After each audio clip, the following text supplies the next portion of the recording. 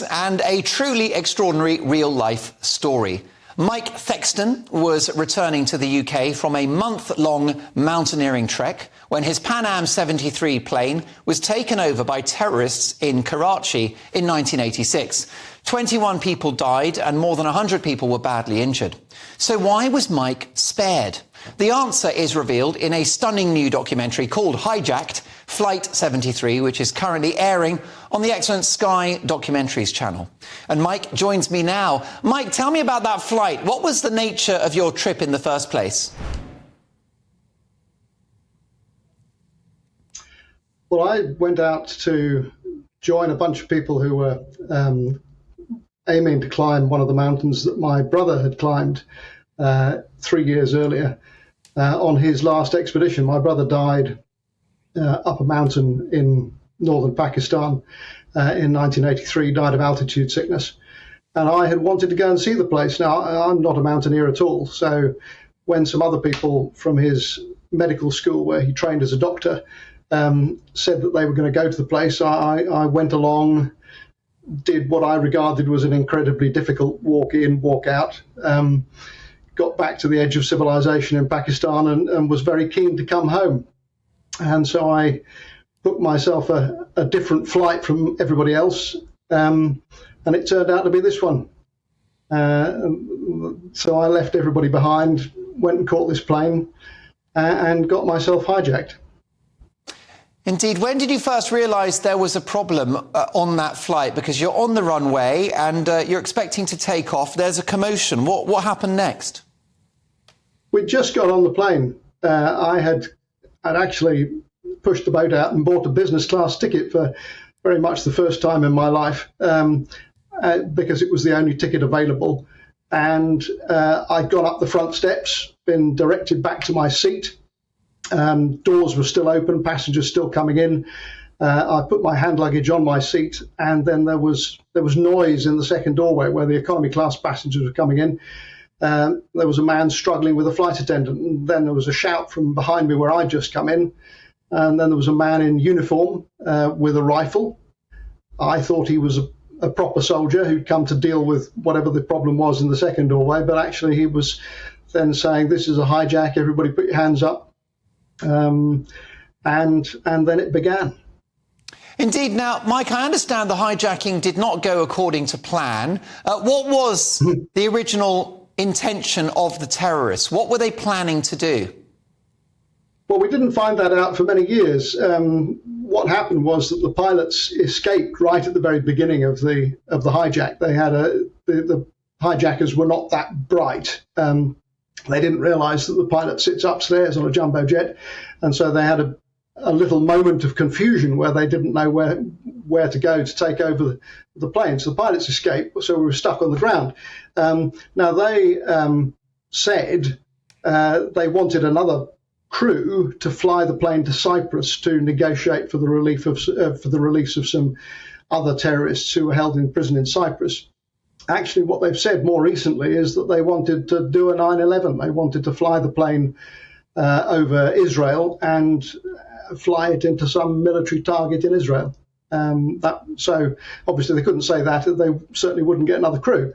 But that was apparently what they intended to do. It was a suicide mission with all of us taken along for the ride. Truly chilling. How did you get chosen as one of the hostages for the terrorists to negotiate over? Well, they picked somebody out at random and negotiated and then shot him and threw him out. And then they decided they wanted an American. So they got one of the flight attendants to collect in passports. With incredible bravery and ingenuity, she decided not to give him any white Americans. She realized that they would be in real trouble. All the cabin crew were Indian, so he wasn't managing to find the enemy very easily.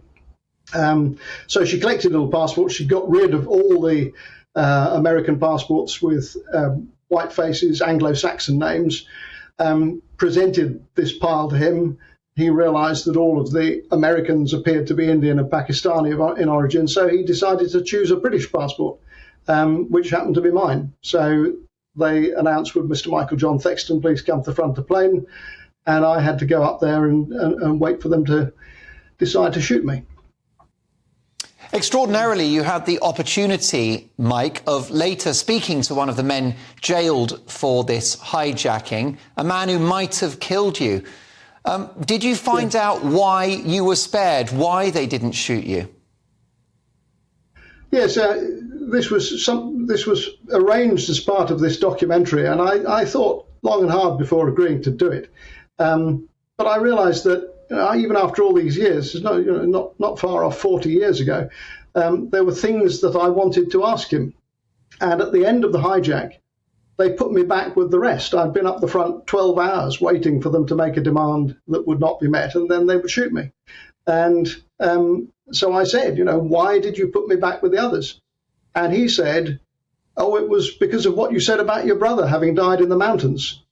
And I had said this when I was very first called forward 12 hours earlier. I had said, please don't hurt me. My brother died in the mountains. My parents have no one else. And I didn't think he was listening. I didn't think that he would remember that 12 hours later. I didn't think he would remember that 36 years later.